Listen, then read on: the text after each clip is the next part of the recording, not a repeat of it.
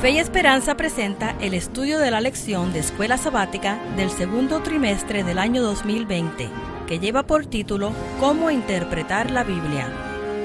Hola mis amigos, ¿qué tal? Un saludo muy cordial para cada uno de ustedes que nos acompaña. Si es la primera vez que ustedes están mirando este video de un servidor Joel Medina y del Ministerio de Fe y Esperanza, le suplicamos que se suscriba, ¿verdad? Si usted se suscribe a nuestro canal, le llegarán inmediatamente cuando subamos la lección de Escuela Sabática o cualquier otro video que queramos compartir con cada uno de ustedes. Nos ayuda mucho si usted se suscribe también. Y por supuesto también si le hace like a nuestros videos, ¿verdad? Ahí le suplicamos de una manera muy infinita que nos acompañe y que nos ayude también de esa manera.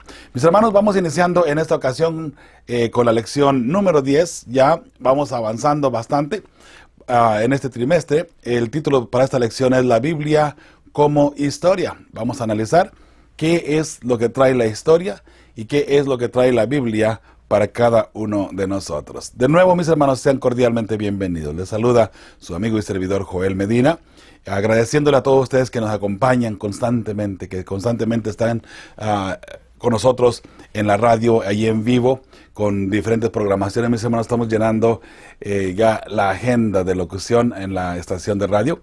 Échese un vistacito por ahí, verás, se va a dar cuenta que hay muchas sorpresas muy lindas, muy hermosas allí, con nuestra hermanita Fabi, con la hermanita Cándida de Nicaragua, con varios pastores que están ya allí acompañándonos y locutando en esta estación. Mis hermanos, todo esto lo hacemos con mucho amor y con mucho cariño para todos ustedes. Esperamos que la programación sea de gran bendición, tanto para los adultos como para los niños también, porque tenemos varios programas de niños también ahí con nuestra hermanita Gina Sirvent, con su esposito Iván y por supuesto Fabi y sus hijos también, ¿verdad? Así es que de pronto llegue por allá, busque feyesperanza.org y usted va a encontrar ahí un enlace inmediatamente donde puede inscribirse a un grupo de WhatsApp que es de la radio, y allí usted puede mandar mensajes y recibir también mensajes. Hay ya un buen grupo de personas allí suscritas en ese grupo, de modo que es posible que muy pronto tengamos que hacer un segundo grupo, ¿verdad?, de la radio para Fe y Esperanza. Gloria a Dios por ello, que ustedes han apoyado, nos han acompañado allí constantemente. Y hemos crecido de esta manera, ¿sí? Dios me los bendiga a cada uno de ustedes, mis hermanos. Y recuerde que este es nuestro número. Pueden mandarnos un mensaje privado, 951-231-3877, donde le podremos atender. Mis hermanos, de verdad que ha sido una de locos, por así decirlo, ¿no? En esta época de pandemia, en esta época donde estamos todos encerrados, ¿verdad? Queríamos que iba a tener tiempo para hacer varias cosas, mis hermanos, pues no ha vivido tiempo de nada. Hemos estado súper saturados y ocupados con lo de la radio, con programación y otras cosas más, algunas campañas que hemos estado dando también a través de Zoom, a través de diferentes medios para algunas iglesias. Así es que, mis hermanos, estamos ahí todavía avanzando y siguiendo, tratando de mantenernos a flote, ¿verdad? Mis hermanos, todo lo que está sucediendo hoy nos está marcando que Jesús está muy pronto a venir. No solamente las enfermedades, sino lo que está sucediendo ahora mismo, por ejemplo en Estados Unidos, ¿no?, con la muerte de esta persona.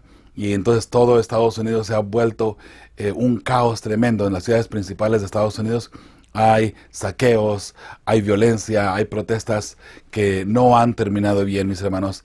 Esto nos indica nada más y nada menos que estamos muy pronto a la venida de Cristo Jesús. Pero ha habido eso anteriormente también. Sí, mis hermanos, pero miren, después de que estamos en cuarentena, donde los negocios han sufrido pérdidas millonarias, tal vez billonarias, algunos de ellos, y ahora a punto de abrir, se les desata este desastre, ¿verdad?, de saqueos en los negocios, mis hermanos. Gente de repente que no tenía muchos recursos, que estaban ahí tambaleando con su negocito, ahora a punto de abrirlo, viene de repente personas y lo saquean y se llevan todo, ¿verdad? Es algo triste, mis hermanos. El amor del ser humano se ha enfriado debido a la maldad que ha crecido en la tierra, mis hermanos. Eso está por supuesto profetizado por nuestro Señor Jesucristo, ¿verdad? Mis hermanos, hay cosas difíciles que están sucediendo. Yo ruego en el Señor, ¿verdad?, que pronto entremos a la fase ya culminante de esta tierra, mis hermanos. Y eso viene. Recuerde que, según hemos mirado en la Biblia a través de las profecías, la marca de la bestia, o la ley dominical, o la abominación desoladora, como le quiera llamar, que es lo mismo, debe de entrar. Esa es la señal, mis hermanos, del tiempo del fin, la señal que estamos esperando como remanente o como pueblo de Dios, ¿verdad?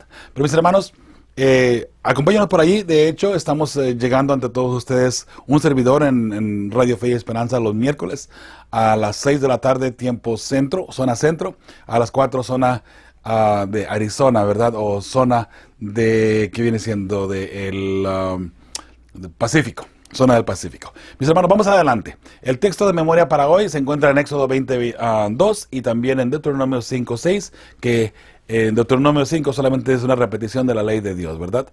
Y el texto de memoria en esta ocasión es precisamente un texto antes de entrar a la ley de Dios. Vamos a orar para pedir la unción del Espíritu Santo y podamos indagar en estos textos bíblicos, ¿sí? Oremos. Padre Santo, gracias te damos porque nos has dejado tu santa palabra, Señor, porque hoy la historia, Padre bendito, nos muestra la veracidad de tu santa palabra, la verdad espiritual por la cual el ser humano se debe estar guiando. Esa fe, Señor, que hemos practicado no ha sido en vano.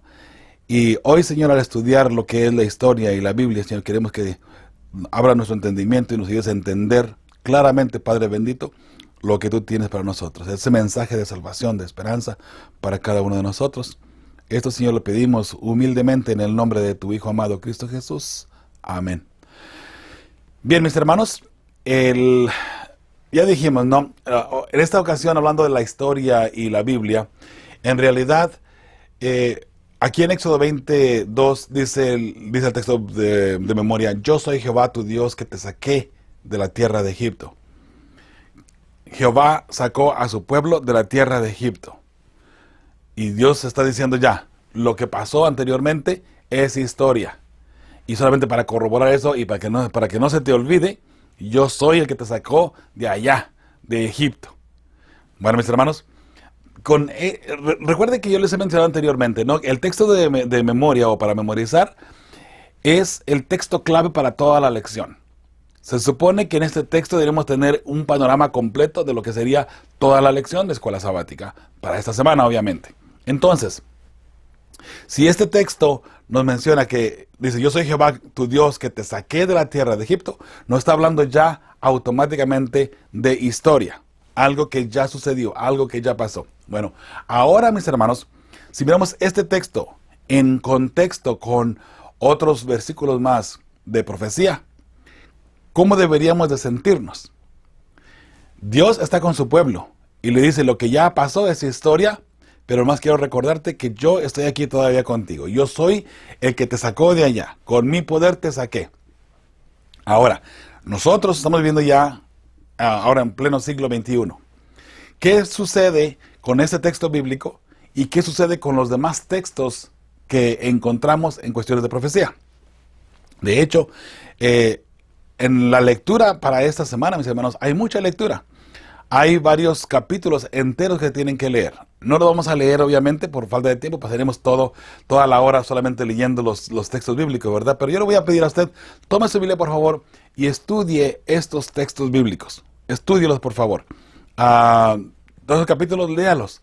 Es historia en muchos de ellos, otros jerarquía solamente. Pero, mis hermanos, es importante que nosotros podamos tener el panorama completo de, en realidad, lo que encierra el mensaje de lo que es la historia y lo que es la Biblia. Y vamos entrando en esa parte. En cuestiones de profecía, lo hemos dicho anteriormente, aquí está esta gráfica que hemos puesto anteriormente, mis hermanos, para ustedes, y la hemos puesto disponible, ¿verdad? Si usted la quisiera obtener, se la puede enviar en formato digital y usted la puede tener allí en su celular, en su computadora, y la puede estudiar sin ningún problema y sin ningún costo tampoco, ¿verdad? Porque todo esto lo hacemos de una forma por amor a la obra y, por supuesto, queremos que mucha gente se beneficie de ello, ¿no? Usted la puede obtener y también usted la puede imprimir si usted gusta, de esa manera, también completamente gratis. Entonces, la historia nos está marcando ya desde el principio del mundo, digamos, 4,000 años antes de Jesús. Jesús viene aquí. 4,000 años, estamos mirando 2,000 al diluvio. Y luego de allí viene una cadena profética que inicia en el año 605. Para nosotros, eso ya es tiempo pasado. Tiempo que ya para nosotros solamente nos ayuda a anclar mejor la palabra de Dios y saber que lo que se escribió en realidad sucedió y que fue algo que provino de parte de Dios. Ahora, en el año 605, ¿cómo podemos iniciar desde ahí? Bueno, tenemos, anteriormente le hemos comentado, ¿no?, los capítulos de la Biblia que son paralelos, que sería Daniel 2, Daniel 7, Daniel 8, Daniel 10, 11, que incluye el 12 también, por cierto. Luego vamos a Apocalipsis 12, Apocalipsis 13, Apocalipsis 17, y así sucesivamente. Son textos o capítulos que van en paralelo. No todos empiezan en el año 605, por cierto, ¿no? Pero usted puede ir mirando allí y analizando poco a poco cómo vamos bajando como si fueran unos escalones. Y en el último, ahí llega Cristo Jesús, ¿verdad? La gloria de Cristo Jesús se muestra en los cielos. Pero por lo pronto, mis hermanos, vamos avanzando. 605, 457 es donde inicia las profecías ya del tiempo del fin. 605 ya empezó a girar o a dar vuelta el reloj profético. Pero hasta el año 457, cuando empieza la profecía de los 2300 tardes y mañanas, o la profecía de las 70 semanas, allí dan inicio. Y dentro de esta profecía más grande de 457, antes de Jesús, hasta el año 1844, obviamente después de Cristo, que estamos hablando ya ahora no hace mucho tiempo, dentro de este parámetro están todas las demás profecías de tiempo que se tienen que cumplir. Cuando decimos profecías de tiempo, nos referimos a profecías que estén ancladas a la historia del mundo. Por eso es importante. Yo sé que la lección no trae esta gráfica ni tampoco esta explicación de las profecías, ¿no? Porque, pues, aunque sí habla un poco de las profecías, ¿no? Pero, mis hermanos, quiero que quede bien claro que del año 457 hasta el año 1844 está la profecía más larga de tiempo, pero dentro de esa profecía habían muchas otras profecías que estaban ancladas a la historia. ¿A qué me refiero cuando digo ancladas a la historia? Ancladas a la historia, mis hermanos, quiere decir que cuando Dios fundó el mundo, cuando Dios hizo al hombre, Dios ya sabía en qué año iniciaría la profecía de las 70 semanas. 457 antes de Cristo. Dios obviamente sabía que junto con esa profecía iniciaría también los 2300 tardes y mañanas, que en realidad se amplía esa profecía, 2300 tardes y mañanas, que son todos serán purificados según Daniel 8:14, pero eso inicia 457. Dentro de esa profecía están las 70 semanas, ¿no? Entonces, dentro de esa profecía, más adelante, Dios sabía que empezaría la profecía de los 1260 días, en el año 538, después de Cristo, hasta el año 1798, dentro de esa profecía grande, ¿recuerda? Dios sabía que esas profecías de los 1290 días, 1335 días, también estarían dentro de esa profecía más larga de tiempo, porque esas profecías tenían un día o un año, mejor dicho, donde tenían que empezar. Pero era un año que ya estaba anclado a la historia. O sea, hace que Dios sabía que en ese año iniciaría esa profecía. Por eso en Apocalipsis 10 se nos menciona que ya no hay, el tiempo no será más, hablando del tiempo profético, se termina. Ya no hay ninguna profecía que esté anclada, donde aquí tiene que suceder, pase lo que pase, suceda lo que suceda, digan lo que digan, aquí va a empezar esta profecía, ya no hay. Hay algunas profecías de tiempo todavía, pero son condicionales, ¿no? Que dependiendo cómo vaya el pueblo de Dios, dependiendo cómo vaya el mundo avanzando, ahí se van a ir cumpliendo, ¿verdad? Una de ellas, obviamente, es la profecía de una hora, donde los 10 reyes de Apocalipsis 17 le darán de apoyo a la bestia. La media hora de silencio, son profecías de tiempo, pero ya están ancladas ahora a condición, ¿verdad? A una condición, dependiendo de dónde vaya a cumplir, dependiendo en el pueblo de Dios, cómo esté preparado, la sociedad y también el mundo, ¿verdad? Esto es profecía, mis hermanos, esto es historia hasta el día de hoy. Estamos esperando que entre ahora, mis hermanos, la ley dominical y todos estos eventos que tienen que ocurrir, las 7 postreras plagas, el zarandeo, la reforma, la lluvia tardía, el sellamiento, todo eso son eventos que tienen que suceder. De paso, si estoy trabajando en un documento ahora que estamos delineando estos eventos, apropiadamente lo que tiene que pasar, lo que tiene que suceder según la Biblia y según la hermana White, Luego se lo compartimos cuando ya esté listo. Les anuncio para que usted lo solicite. ¿Está bien? Pero por lo pronto, mis hermanos, esta es la historia, esta es la profecía que ahora ya está anclada a la historia. De aquí hacia atrás es historia. Vamos hacia atrás mirando 1844 y así sucesivamente hasta que llegamos hasta la creación del mundo, ¿no? Y ahora ya está todo esto plasmado en la palabra de Dios. Qué hermoso saber que tenemos un Dios maravilloso que ha pensado en todos los detalles. No se le ha escapado absolutamente nada, mis hermanos. Absolutamente nada. Aunque como seres humanos querramos de pronto pensar aquí o pensar allá o acomodar allá dentro de la historia, dentro de la profecía, dentro de simbolismos, mis hermanos, Dios ha pensado en todo y Dios nos ha dado ya también la sabiduría, el conocimiento para poder entender todo esto que ahora, como dije anteriormente, ya mucho de ello es historia, ¿verdad? Esperando todavía que se cumplan algunos aspectos de ella nada más, mis hermanos. Muy bien, mis hermanos, ahora vamos a entrar a la parte del domingo. En la parte del domingo, el título es David, Salomón y la monarquía. Aquí vamos a entrar, mis hermanos, a los que les comentaba, algunos capítulos completos de la palabra de Dios que tenemos que estudiar o leer. Obviamente, por falta del tiempo, no lo vamos a dar lectura nosotros aquí en este programa, pero me gustaría que en su hogar usted tome la Biblia, ¿verdad? Y lea esos textos bíblicos completos, así como están en la lección, porque traen muy buena información para corroborar en sí lo que estamos estudiando ahora mismo en cuestiones de la lección, de la historia, la Biblia y todo lo demás. ¿Sí? Dice la primera de Samuel 17. ¿De qué manera Dios le da una victoria decisiva a Israel?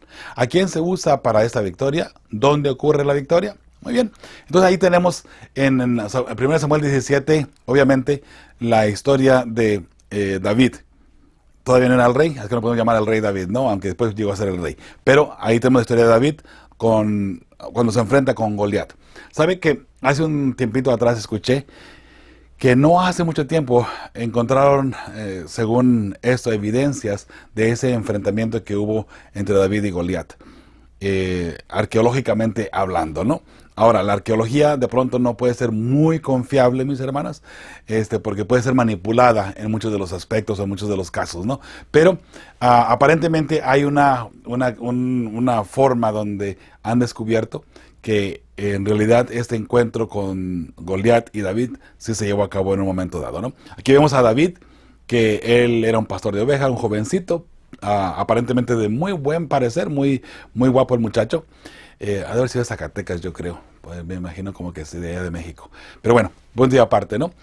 Resulta que este joven va a donde está a llevarle comida a sus hermanos que están en la guerra, están peleando. Y este filisteo, este Goliat, se va a desafiar al pueblo de Dios. Pero la forma como David lo pone y como la Biblia lo ha puesto es que cuando Goliat desafiaba al pueblo de Dios, él desafiaba también a Dios. ¿Dónde está su Dios? O sea, dando a entender que no había nadie que los pudiera salvar de las manos de ellos, ¿no? Y que los filisteos al último tendrían la victoria sobre esa guerra. Bueno, conocemos la historia, mis hermanos, y usted la puede ir analizando a través de los textos bíblicos, cómo David viene. Sabemos que David trató de utilizar la armadura de Saúl, Saúl era un guerrero, obviamente, y David dijo, no, yo no puedo usar esto que no estoy acostumbrado a utilizar, ¿verdad? Porque no he practicado ni tengo nada de esa experiencia, ¿no? Y ahí vamos mirando cómo al último David, con una piedra lisa en su honda, destruye a Goliat. Ahora, muchas veces pensamos que David, y por lo regular pensamos, David mató a Goliat con la honda, con una piedra. No. Con la piedra solamente lo atarantó, vamos a poner de esa manera, ¿no? Medio lo tumbó, pero después con su misma espada, la misma espada de Goliat, David la toma y le corta la cabeza. Allí fue donde lo terminó de matar. Con la piedra lo medio mató, vamos a poner de esa manera, lo atarantó, pero ya después con su misma espada le corta la cabeza, ¿verdad? Y ahí es donde lo mata y tienen la victoria. Sabemos ya de ahí en adelante, ¿no?, que el pueblo de Israel persiguió a los filisteos y mató a muchos de ellos, ¿verdad? Que huían, por supuesto, ¿no? Tuvieron mucho miedo cuando miraron que su gigante había sido derribado, por así decirlo, o derrotado por este jovencito que aparentemente era insignificante, ¿no? Pero mis hermanos, ¿cuántas veces tenemos nosotros gigantes en nuestra vida o problemas que los vemos como gigantes, ¿no? Esos gigantes que están atacándonos constantemente, angustias continuamente. El pueblo de Dios no debe tener por qué estar preocupado, mis hermanos. El pueblo de Dios debe estar siempre confiado en Jehová, sabiendo, mis hermanos, sabiendo que Dios está al control. David vino ante el gigante y le dijo, en Jehová, hoy me dará la victoria contra ti. Y Jehová te va a tumbar hoy en este día, ¿no?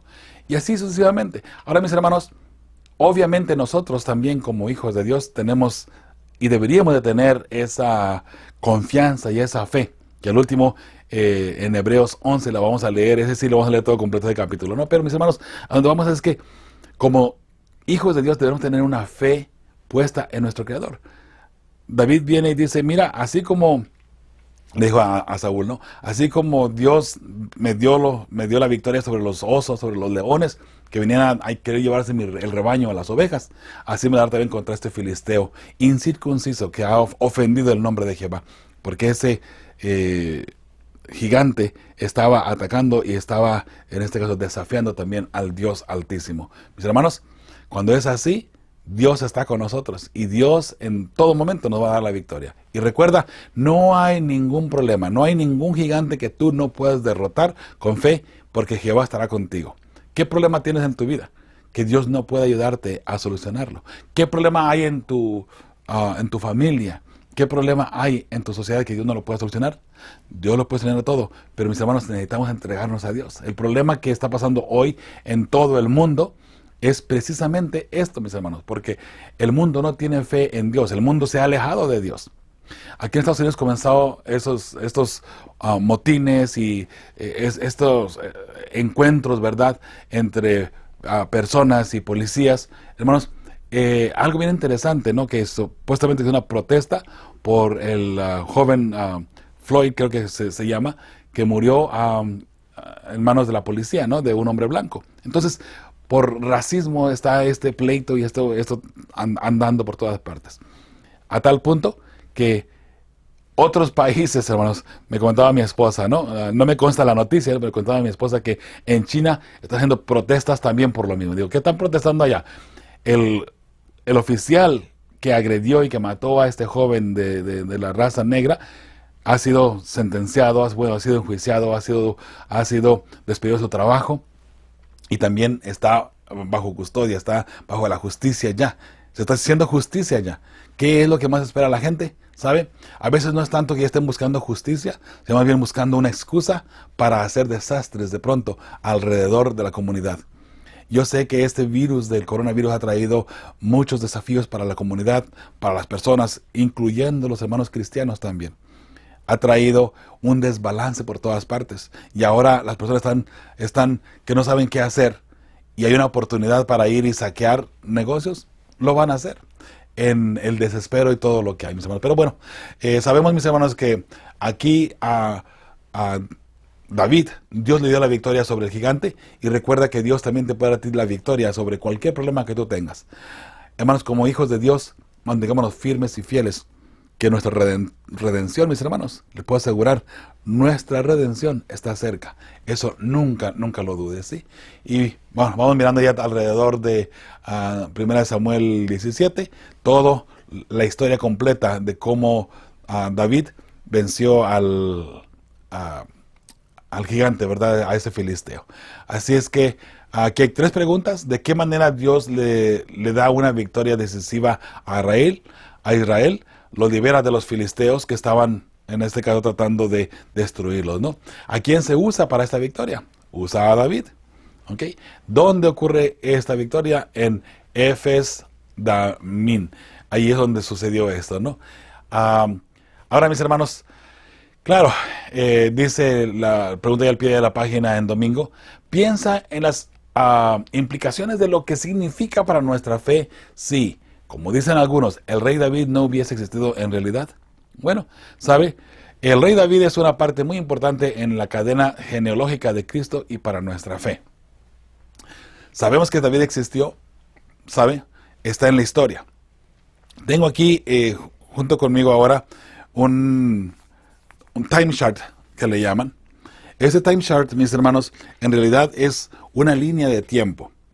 Hay otra más que me encanta, me fascina, y cuando uno la abre, mis hermanos, y uno comienza a mirar toda la historia que se encuentra en estas líneas y cómo está delineado y cómo en realidad Dios es maravilloso. ¿Sabe? Tengo aquí esta otra que quiero mostrarles, si me permiten.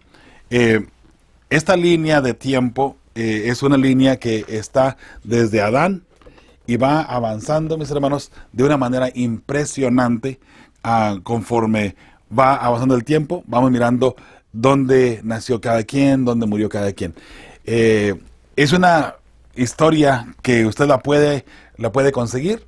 En realidad, mis hermanos, es algo que no es difícil de encontrar de paso en las tiendas. Si a usted le interesa alguna, me avisa, yo le puedo mandar el enlace para que la pueda conseguir. Hay una más que quería mostrarles, que déjenme mirar si la tengo aquí. Esta que les voy a mostrar es una de las más detalladas, si le queremos llamar. Se llama Adam's Map of History. Y la forma como está hecha, mis hermanos, está mucho mejor que la otra que les acabo de mostrar. Detalladamente, con todo lo que tiene. Y usted puede ver el tamaño, es algo grande también. Usted lo puede poner en la pared. Es impresionante en realidad. La gente cuando lo va mirando, y va mirando todos los detalles de lo que hay en la historia, mis hermanos, en realidad es algo bien impresionante. Y así va sucesivamente hasta que llega a la Torre de Babel, hasta que llega a Cristo Jesús.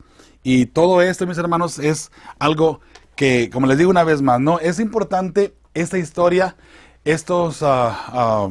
forma de delinear la historia, mis hermanos, por la razón que nos consta todo lo que ha sucedido. Desde Enoc, desde Adán, desde Abraham, el rey David, Salomón, todo eso está delineado aquí y prácticamente,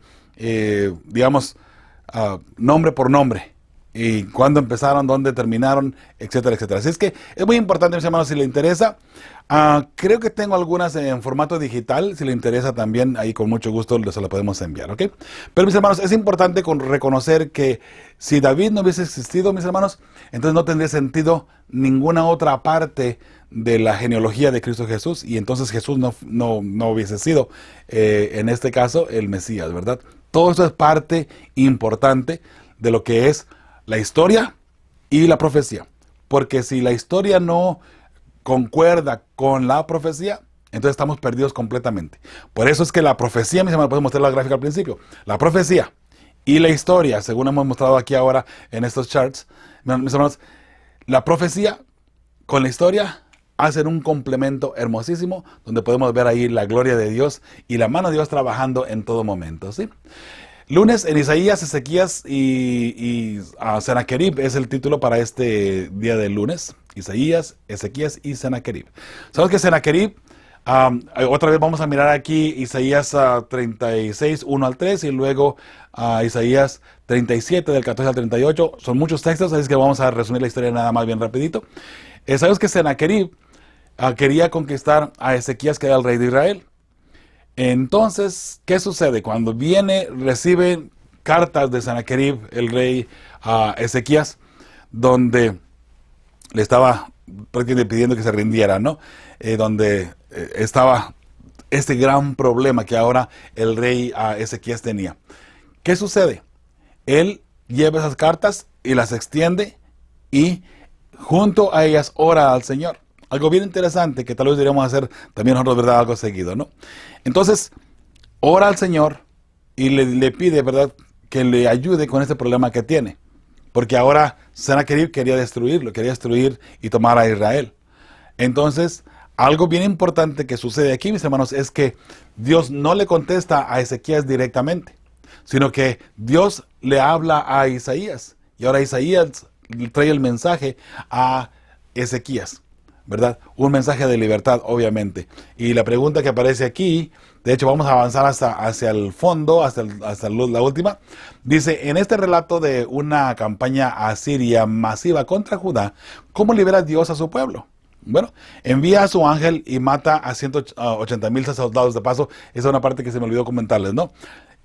Mientras de que el rey Ezequías ora, Dios le responde y Dios le dice, sabes que no te preocupes, que este rey, así como ha venido y por donde ha venido, así se tiene que ir. Creo yo que son palabras que todavía utilizamos nosotros de pronto aquí en este mundo, ¿no? Mira, por donde viniste, te puedes regresar, ¿no? Si no estamos de acuerdo con alguien, ¿no? Por decir algo. Pero así le dice Dios a Ezequías a través de Isaías. Pero algo interesante, que antes de que se retire Sennacherib, viene un ángel de Jehová. Solamente un ángel, mis hermanos. Y ese ángel en una noche mata a 180,000 soldados. Estamos hablando de soldados, no gente civil. Estamos hablando de soldados entrenados para la guerra. Un solo ángel mata a 180,000 soldados. Eso fue impresionante. Eso llenó de pavor a Sennacherib y sale huyendo. Ahora, usted se puede dar cuenta, mi hermano, mire qué interesante. El pueblo de Israel, en el tiempo de David, cuando estaba el gigante Goliat, estaban temblando. Salía el gigante y todo el mundo temblaba, todo el mundo tenía miedo. Por un solo gigante nada más. Todos los soldados tenían miedo, estaban asustados. El mismo rey estaba asustado. El rey que se iba a presentar a pelear con ese gigante, no, hombre, ni que estuviera loco, ha de haber dicho, ¿no? Sin embargo, viene David y lo vence. A un solo hombre. ¿Acaso Dios no podía haber enviado a su ángel y destruir a Goliat?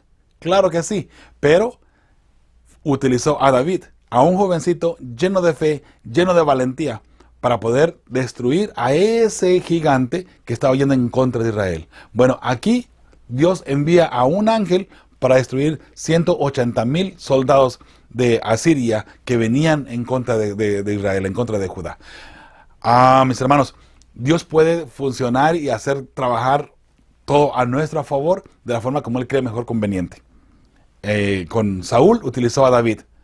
Acá con Ezequías utilizó un ángel para espantar a Sennacherib y a todo el ejército, ¿verdad?, de Asiria que venían a destruir, en este caso, a Judá. Entonces la respuesta para esta pregunta, ¿cómo libera Dios a su pueblo? Envía a su ángel y mata a 180,000 soldados, y Sennacherib huye tal como Dios lo dijo a través del profeta Isaías. Es interesante, es importante, mis hermanos, que entendamos que gracias a Dios, que Él es fiel y Él nunca se equivoca y siempre va a dar la salida para cualquier problema que tú tengas. No hay ninguna, hermanos, no hay ninguna prueba tan grande o ningún problema que Dios pueda poner en tu vida que Dios no te dé la solución también para ese problema. Si tú eres un verdadero hijo de Dios. Si no eres un verdadero hijo de Dios, entonces ya el problema puede ser que venga de otro lado y tal vez Dios no te dé la solución porque el problema no viene de parte de Él. Tal vez nuestra vida está muy alejada de Dios y es Satanás mismo haciéndonos problemas, trayéndonos dificultades para que sigamos renegando en contra de Dios. Y eso va a pasar en el tiempo del fin, ¿sabe? Va a haber mucha gente, eso está profetizado, no son inventos míos. Va a haber mucha gente que va a maldecir a Dios y mientras más caen las plagas del tiempo del fin de las 7 postreras plagas, más van a ir en contra de Dios, más van a renegar en contra de Dios. Entonces, mis hermanos, si estamos bien con Dios, no renegaremos en contra de Dios. No nos quejaremos tampoco de lo que estamos viviendo. Pero si estamos lejos de Dios, cuidado, porque entonces sí renegaremos en contra de Dios y tal vez nos quejaremos de Dios y tal vez de pronto hasta decidamos no ser cristianos, ¿verdad? Eso es unas palabras que hay que mantener firmes constantemente en nuestra mente y tener mucho cuidado de pronto cómo estamos viviendo nuestra vida, ¿sí? Vamos a la parte del lunes ahí al pie de la página. Dice, ¿cómo puedes recordar que el Dios que milagrosamente liberó a Israel en aquel momento y en aquel lugar es el mismo Dios a quien oras, en quien te amparas y confías? Muy interesante, ¿no? Números 23, 19, y esto lo ponemos aquí solamente para que quede una constancia de parte de la misma palabra de Dios. Dios no es hombre para que mienta, ni hijo de hombre para que se arrepienta. Él dijo, y luego viene una pregunta, ¿y no hará? Habló, ¿y no lo ejecutará? Si Dios ha prometido protegerte a ti como su hijo fiel, Él puedes tener seguridad de que Él te va a proteger y te librará de cualquier problema que el enemigo pueda traer en contra tuyo o en contra de tu familia. El martes, Daniel, Nabucodonosor y Babilonia. Textos que acabamos de leer no hace mucho tiempo, recuerda, ¿verdad? Daniel 1 y también Daniel 5 son los capítulos que nos pide la lección que leamos.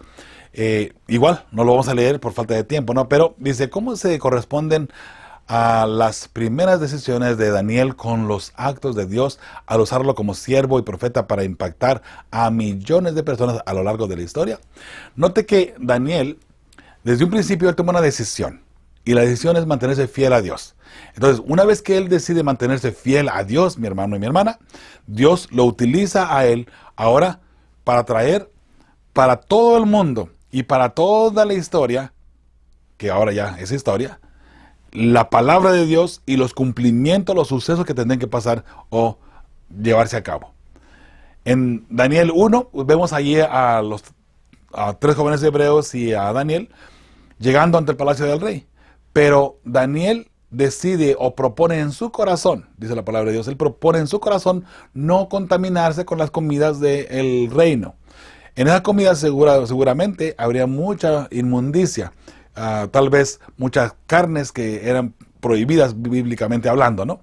Había tal vez comida que un cristiano no debe de comer, de alimentarse. Entonces él decide no comer, él decide mantenerse firme a Dios y fiel a Dios. Pero él se lo propone en su corazón, él decide, él toma, mejor dicho, esa decisión, ¿sí? Ahora, tomando eso en consideración, mis hermanos, él se mantiene firme y fiel y de ahí en adelante Dios lo comienza a utilizar. A tal punto que ahora llegamos al capítulo 5, y vamos a ir avanzando aquí bastante rápido, al capítulo 5, donde ahora tenemos a Belsasar, ¿no? Donde él está utilizando los utensilios del templo de Dios, los utensilios de oro del templo de Dios, y ahora, una vez que Babilonia, con Belsasar como rey, se aleja completamente de los consejos que Daniel había dado, que vienen de parte de Dios, cuando este rey se aparta completamente y comienza a ir ahora en contra de Dios al utilizar los utensilios, mis hermanos, eran sagrados a Dios porque estaban consagrados a Dios. Se usaban en el templo de Dios para el sacrificio diario, en la casa de Jehová. Entonces, cuando Nabucodonosor toma prisionero al pueblo de Israel, él se lleva parte de esos utensilios a su palacio. Ahora, Belsasar sabía que esos utensilios pertenecían al Dios vivo, al Dios de Israel, a Jehová. Pero en su borrachera y entre todo lo demás, y alejado completamente de Dios, dice, traigan esos utensilios, vamos a salir de aquí y a divertirnos. Al fin y al cabo, dando a entender él que él tenía más poder que Dios y que él podía burlarse de Dios a la hora que él quisiera. Sabemos que esa misma noche apareció una mano y escribió en la pared. Cuando escribe en la pared, es una sentencia en contra de Babilonia, en contra de ese rey. Esa misma noche Babilonia cayó, fue conquistada por los medos y los persas, y ahí en esa misma noche también murió ese mismo rey. ¿Por qué? Por haberse burlado de Jehová. Mis hermanos, jugar con Dios no es algo fácil. Tengamos mucho cuidado. Y a veces lo hacemos, mis hermanos, sin querer. Tengamos mucho cuidado de pronto lo que hacemos en nuestra vida, que posiblemente, mis hermanos, nuestras acciones no pretendan ser fieles y que vivamos una doble vida de pronto. Hay que tener mucho cuidado de esa parte, ¿sí?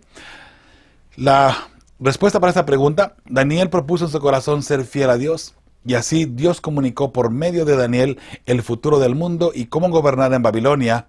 Cuando Belsasar ofendió a Dios y se apartó del consejo de Jehová, Babilonia cayó, y por supuesto, también Belsasar murió esa misma noche. Interesante, mis hermanos. Pero al pie de la página, aquí del martes, dice Daniel 1:8, dice que Daniel propuso en su corazón. ¿Qué significa eso? ¿Qué cosas necesitas proponerte o hacer o no hacer en tu corazón? Eso es fidelidad. En el corazón se utiliza, digamos, de una forma simbólica para algo que nos proponemos en nuestra mente, ¿verdad? El corazón muchas veces se utiliza para hablar de la mente. Por ejemplo, te amo de todo corazón, le dice el enamorado a su enamorada. Te amo de todo corazón. Obviamente ella a él. En realidad, ¿nos amamos con el corazón? ¿O nos amamos con nuestra mente, con nuestro cerebro, con nuestro razonamiento? Obviamente, ¿verdad? Entonces, ese es el detalle, mis hermanos, que cuando uno se propone en su corazón, es proponerse en su mente, de mente, cuerpo y alma, mantenerse firme y fiel a nuestro Padre Celestial. Entonces Daniel se lo propuso y él obviamente lo logró. Y lo podemos mirar ahora a través de la historia, lo vemos a través de la palabra de Dios, cómo Dios utilizó a Daniel, ¿verdad? Para traer esos mensajes apropiados y correctos para el pueblo de Dios y por supuesto para todo el mundo. Que todo lo que Daniel escribió, todas lo que él se le fue revelado, mis hermanos, son detalles que hasta el día de hoy todavía el mundo lo estamos viviendo. ¿Por qué? Porque Daniel 2 en la estatua, todavía no termina la estatua, falta que pegue la piedra en los pies, ¿se acuerda? Que la destruya completamente. Bueno, falta esa parte, falta que esos dedos de los pies, que son los 10 reyes del tiempo del fin, que ellos den el apoyo a la bestia, ya no a las piernas, sino ahora a la bestia, que es en el caso lo mismo. Falta que el cuerno pequeño tome una vez más el poder y que Jesús lo destruya cuando Él venga, ¿no? Con su venida, con su gloria al venir en las nubes de los cielos. Falta que el cuerno pequeño de Daniel 8 también sea destruido con la gloria de Dios cuando Jesús venga en las nubes de los cielos. Falta que Daniel 12 termine de cumplirse también, ¿verdad? En el tiempo del fin, esos eventos que tienen que ser revelados y se tienen que cumplir también. Detalles que Daniel escribió ahora mucho y la mayoría, diremos, es la historia. Porque si vemos de Daniel 2, desde la cabeza de la estatua, que es Babilonia, una cabeza de oro, hasta los pies de hierro y barro cocido, estamos hablando desde el año 605 hasta que Jesús venga. Si hoy dijéramos o analizáramos la estatua y dijéramos en qué momento estamos viviendo de la estatua, mis hermanos, todos podríamos decir que estamos viviendo ya en los dedos de la estatua, en las uñas de la estatua. Y Jesús está pronto y a punto de venir en estos días. Hermanos, Jesús viene pronto y creo que de pronto damos muy poquito crédito a esas palabras. Jesús viene pronto. Sí, Jesús viene pronto. Ok, sí, no, sí, lo he escuchado tantas veces y el corazón del hombre se ha enfriado, mis hermanos, a tal punto que ya no creemos que Jesús viene pronto. ¿Desde cuánto está anunciando que Jesús viene y no ha venido? ¿Desde cuándo se ha dicho que viene y no ha venido? Ya la gente escucha, Jesús viene pronto. Sí, no, pues sí, desde que está viniendo y no ha venido. Mis hermanos, cuidado, porque un verdadero hijo de Dios no va a pensar de esa manera y lo contrario, va a mantenerse firme y fiel en todo momento y no va a permitir que ninguna pandemia, que ningún saqueo, nada de lo que está sucediendo en el mundo desvíe nuestra mente de los ojos, de los caminos de Dios, mejor dicho, ¿no? Que nada de lo que hay a nuestro alrededor ahora, mis hermanos, desvíe nuestros ojos de la verdadera salvación que es Cristo Jesús. Entramos a la parte del miércoles. El Jesús histórico. ¿Será posible que Jesús en realidad existió? ¿Sabe algo interesante, mis hermanos? Que la profecía de las 70 semanas es una profecía sumamente importante. Cuando hay un seminario de profecías en alguna iglesia, yo menciono esto. Esta profecía de las 70 semanas es la más importante de todas las profecías. ¿Por qué? Porque si esa profecía de las 70 semanas no se cumplió, mis hermanos, entonces ninguna otra profecía tiene sentido ya. Ningún otro mensaje evangélico tiene ya sentido. ¿Por qué?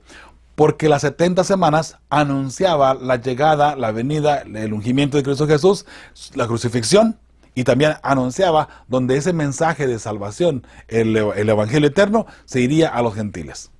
Entonces, si las 70 semanas no se cumplieron apropiadamente, mis hermanos, hay un problema bien grave y bien fuerte. Y ahora, ¿por qué menciono yo esto de esta manera?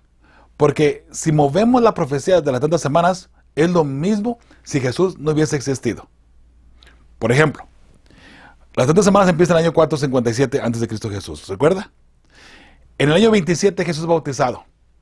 Año 31 Jesús es crucificado. Año 34 Esteban es apedreado. Ahí terminan las 70 semanas. 457 al año 34 después de Cristo.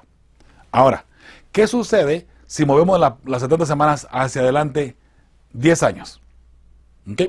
Entonces, en lugar de Jesús ser crucificado año 31, hubiese sido año 41, ¿cierto?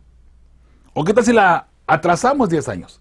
En lugar de ser año 31, la crucifixión de Cristo Jesús hubiese sido ahora año 21, ¿cierto? El problema con esa parte y con esa teoría, mis hermanos, que les estoy mostrando, es que no sucedió nada en el año 21 ni en el año 41. En el año 31 Jesús fue crucificado. Y sabe, hay libros de historia, mis hermanos. Está Josefo, que fue uno de los historiadores más reconocidos, que en realidad él plasmó allí la historia de Jesús y sabe los eventos que sucedieron y que pasaron con Poncio Pilato, con el Sanedrín, hermanos, con el sumo sacerdote, cómo los sacerdotes utilizaron el poder político para matar a Cristo Jesús. Todo eso está plasmado en la historia. Eso es historia ya. Sabemos que en el año 31, por ser un super sábado, por ser la semana de la Pascua, era, hermanos, sumamente esencial que esos eventos se registraran en la historia. Y están registrados ahora, hoy por hoy, en la historia, mis hermanos. Entonces, si están registrados en la historia, ¿qué tendríamos nosotros que estar buscando de evidencias para decir que Jesús es nuestro Redentor? Jesús murió, fue crucificado. Y también está en la historia de que nunca más encontraron el cuerpo de Jesús. Usted y yo sabemos, por nuestra fe espiritual, que Jesús resucitó. Que Jesús estuvo aquí en la tierra todavía después de que resucitó 40 días solamente para comprobar y mostrar que Él es la resurrección y la vida. Y que cualquiera que crea en Él tendrá la resurrección asegurada. Cualquiera que le acepte de todo corazón. Jesús estuvo aquí y por si fuera poco, Él dice, para comprobar de que no era un fantasma, deme algo para comer. Allí se le dio un pescado y se le dio miel para que Jesús comiera. No era un fantasma. Los fantasmas no comen, ¿verdad? Entonces, vemos, mis hermanos, que la historia, ese Jesús histórico, está plasmado 100% en la historia. A un lado de la Biblia. Por supuesto, en la Biblia vamos a encontrar mucha evidencia, la evidencia más fuerte y más clara y más directa, ¿verdad? Que Jesús estuvo aquí en la tierra y cómo Jesús sufrió por usted y por mí.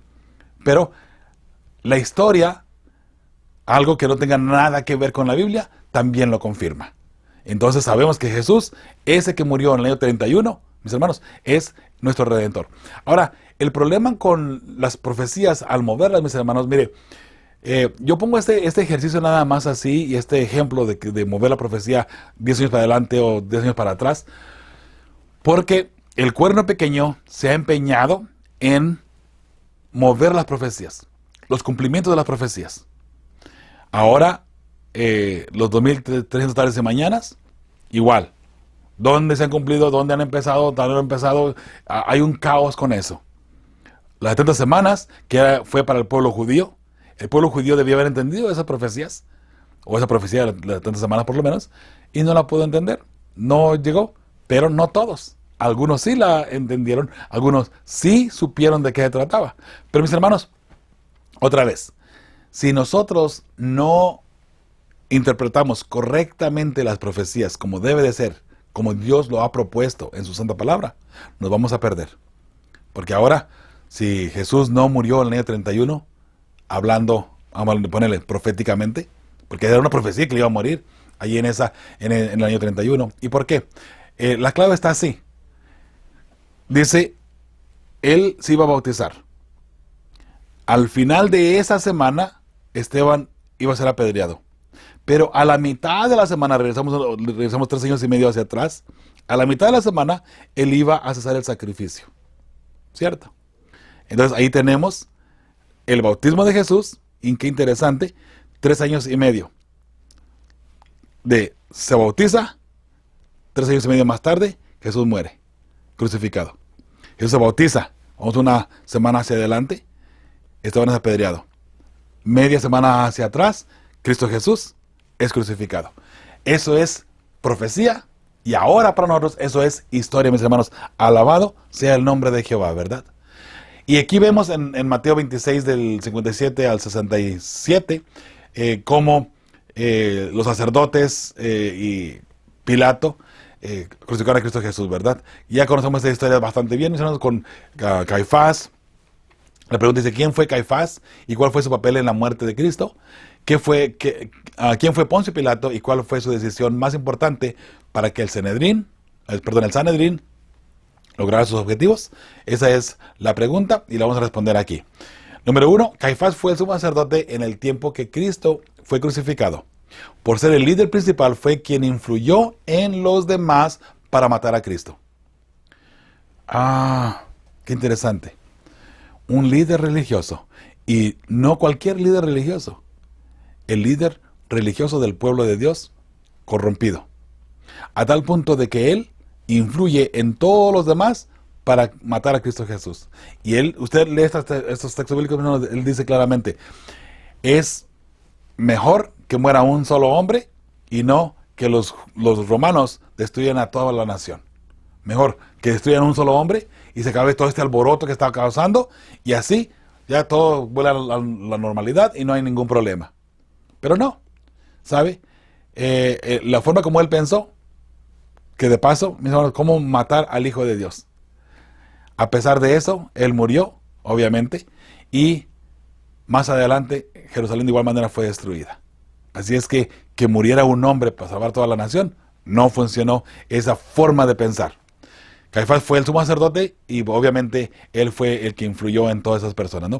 Ahora, ¿quién fue Pilato? Dice la siguiente pregunta. Pilato fue el gobernador que, lavándose las manos, autorizó al Sanedrín para que matara a Cristo Jesús. Igual, Pilato tuvo culpa, hermanos, porque estaba en sus manos salvar a Cristo Jesús. Obviamente había una profecía que tenía que cumplir.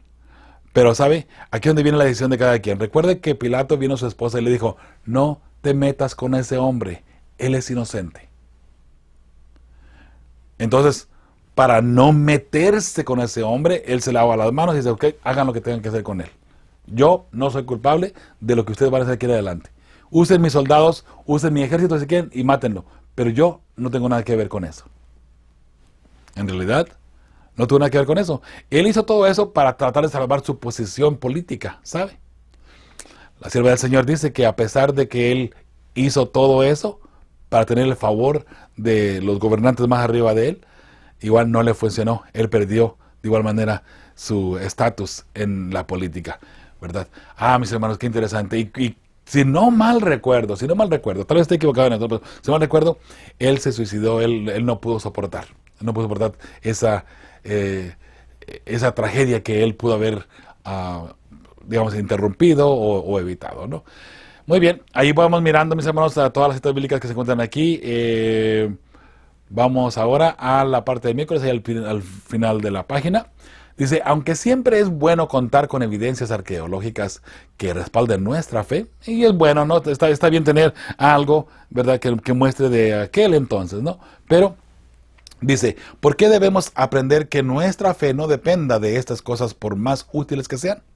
La historia confirma hechos y personajes importantes alrededor del cristianismo. Además, somos o deberíamos ser espirituales. No basar nuestra fe en la arqueología. Mira, se encontró una Biblia de antaño. O se encontró evidencias de que el pueblo de Faraón, el ejército de Faraón verdaderamente persiguió al pueblo a través del Mar Rojo, ¿verdad? Hay evidencias, ¿sabe? Ojalá que nuestra fe no esté marcada por esas evidencias, porque esas evidencias bien pueden ser manipuladas en muchos de los casos, tanto para bien como para mal, ¿ok? Recuerde, como hijos de Dios debemos de confiar plenamente en la palabra de Dios, número uno, y segundo, saber que nuestro Redentor, nuestro Creador, está al control en todo el sentido de la palabra, ¿sí?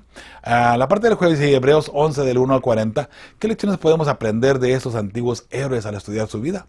Según Enoc, Noé, Abraham, Sara, José, Moisés, Rahab y Sansón. Y hermanos, aquí tenemos la historia completa. En Hebreos 11 dice, es pues la fe la certeza de lo que se espera, la convicción de lo que no se ve. Porque por ella alcanzaron buen testimonio los antiguos. Por la fe entendemos haber sido constituido el universo por la palabra de Dios, de modo que lo que se ve fue hecho de lo que no se veía. Por fe creemos que lo que ahora estamos nosotros que podemos tocar, en un momento no existía, pero un creador lo llegó a hacer, ¿verdad? Número 4, por la fe Abel ofreció a Dios más excelente sacrificio que Caín, por lo cual alcanzó testimonio de que era justo, dando Dios testimonio de sus ofrendas, y muerto aún habla por ella. Hablando de la muerte de Abel, todavía nos sirve como testimonio. Número 5, por la fe Enoc fue traspuesto para no ver muerte, y no fue hallado porque lo traspuso Dios. Y antes que fuese traspuesto, tuvo testimonio de haber agradado a Dios. Qué hermosa es esta palabra, ¿no? Enoc agradó tanto a Dios que Dios se lo llevó, ¿verdad? No tuvo que morir. 6, pero sin fe es imposible agradar a Dios, porque es necesario que el que se acerca a Dios crea que le hay y que es galardonador de los que le buscan. Por la fe Noé, cuando fue advertido por Dios acerca de cosas que aún no se veían, con temor preparó el arca en que su casa se salvase. Y por esa fe condenó al mundo y fue hecho heredero de la justicia que viene por la fe. Hablando ahora de Noé, ¿verdad? Todo lo que tuvo que hacer. Número 8, por la fe Abraham, siendo llamado, obedeció para salir al lugar que había de recibir como herencia, y salió sin saber a dónde iba, pero solamente obedeciendo a Dios. Número 9, por la fe habitó como extranjero en la tierra prometida, como en tierra ajena, morando en tiendas con Isaac y Jacob, coherederos de la misma promesa, porque esperaba la ciudad que tiene fundamentos, cuyo arquitecto y constructor es Dios. Hablando de Jerusalén, ¿no? Todo donde anduvo Abraham, no más para tener este punto claro, ¿no? Él anduvo allí en carpas y viviendo en el campo, donde después llegó a ser Jerusalén, después llegó ahora mismo a ser lo que conocemos como la Tierra Santa, ¿sí? Número 11, por la fe también la misma Sara, siendo estéril, recibió fuerza para concebir, y dio a luz aún fuera del tiempo de la edad, porque creyó que era fiel, porque creyó que era fiel quien lo había prometido, hablando de Dios obviamente, ¿no? Número 12, por lo cual también de uno, y hace ya casi muerto, salieron como las estrellas del cielo en multitud, y como la arena innumerable que está a la orilla del mar. Hablando de, obviamente, de Abraham. Conforme a la fe murieron todos estos sin haber recibido lo prometido, sino mirando de lejos y creyéndolo y saludándolo y confesando que eran extranjeros y peregrinos sobre la tierra. Porque los que esto dicen claramente dan a entender que buscan una patria. Pues si hubiesen estado pensando en aquella de donde salieron, ciertamente tenían tiempo de volver. Pero anhelaban una mejor, esto es, celestial. Por lo cual Dios no se avergüenza de llamarse Dios de ellos, porque les ha preparado una ciudad. Qué hermoso saber que por la fe toda esta gente actuó y Dios les ha prometido una ciudad santa, una ciudad donde moraremos. Mis hermanos, estas promesas se cumplen en Abraham, y ahora usted y yo somos el Israel espiritual, esperando esa hermosa promesa de la ciudad en el cielo. ¿Sí? Por la fe Abraham, cuando fue probado, ofreció a Isaac, y el que había recibido las promesas ofrecía a su unigénito, habiéndose dicho, en Isaac te será llamada descendencia. Note que Dios le dijo, en Isaac va a tener la descendencia, pero entrégame a tu hijo. Abraham, allí es donde se muestra la fe, y por eso es que se le llama el padre de la fe, por lo que hizo él sabiendo que de Isaac tendría la descendencia, pero ahora Dios le dice, ¿sabes? Entrégamelo, sacrifícalo para mí. Y ahí va Abraham tratando de sacrificarlo, ¿no? Obviamente confiando en Dios, que Dios nunca se equivoca y Dios sabe por qué pide las cosas y por qué hace las cosas, ¿no? Pensando que Dios es poderoso para levantar aún de entre los muertos, de donde, en sentido figurado, también le volvió a recibir. Hablando aquí de que Abraham dice, bueno, yo lo voy a matar como Dios me está pidiendo que lo mate, pero yo sé que Dios lo puede resucitar para que yo tenga la heredad. Y una vez que yo cumpla, que yo sea fiel, Dios sabrá cómo arreglar ese problema, ¿no? Vamos a poner de esa manera, parafraseando solamente. Número 20, por la fe bendijo Isaac a Jacob y a Esaú respecto a cosas venideras. Así es. Por la fe Jacob, al morir, bendijo a cada uno de los hijos de José y adoró apoyado sobre el extremo de su bordón. Por la fe, José, al morir, mencionó la salida de los hijos de Israel y dio mandamiento acerca de sus huesos. Por la fe, Moisés, cuando nació, fue escondido por sus padres por 3 meses, porque le vieron niño hermoso y no temieron el decreto del rey. Por la fe, Moisés hecho ya grande, rehusó llamarse hijo de la hija de Faraón, escogiendo antes ser maltratado con el pueblo de Dios que gozar de los deleites temporales del pecado. Qué hermosa forma de ver las cosas, ¿verdad? Teniendo por mayores riquezas el vituperio de Cristo que los tesoros de los egipcios, porque tenía puesta la mirada en el galardón. Por la fe dejó a Egipto, no temiendo la ira del rey, porque se sostuvo como viendo al invisible. Por la fe celebró la Pascua y la aspersión de la sangre, para que el que destruía a los primogénitos no los tocase a ellos. Por la fe pasaron el mar rojo, como por tierra seca, e intentando los egipcios hacer lo mismo, fueron ahogados.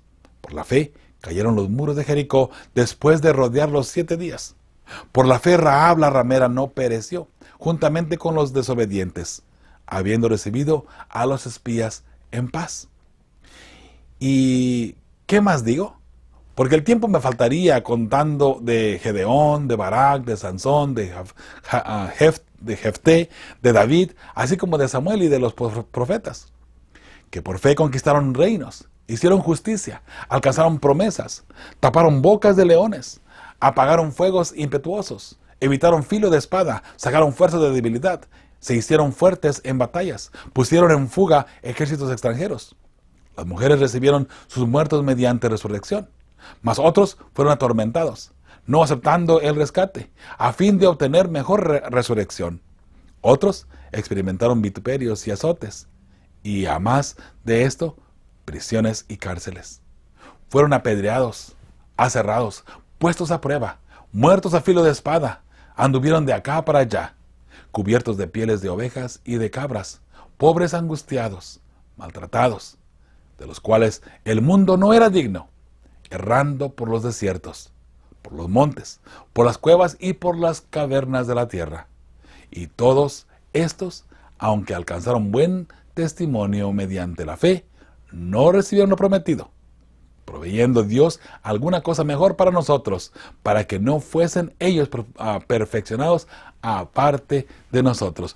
Toda esa hermosa promesa de la vida eterna, de la salvación, de la Nueva Jerusalén, Dios dice, la guardo para que juntos, toda esta gente de la historia que ya pasó, juntos con el remanente del tiempo del fin, que menciona Apocalipsis 12:17, juntos, esos 144,000, juntos las personas que tienen que morir antes de que Jesús venga, que ser mártires, para que juntos recibamos la heredad que es la vida eterna y por supuesto el cielo, ¿verdad? La nueva Jerusalén. Qué hermoso, hermanos, qué hermosa es la palabra de Dios. Yo espero que el mensaje de Dios sea en fe para ti y para tu familia, sabiendo que Dios está al control y que Dios ya ha preparado un lugar para ti y para tu familia, ¿sí?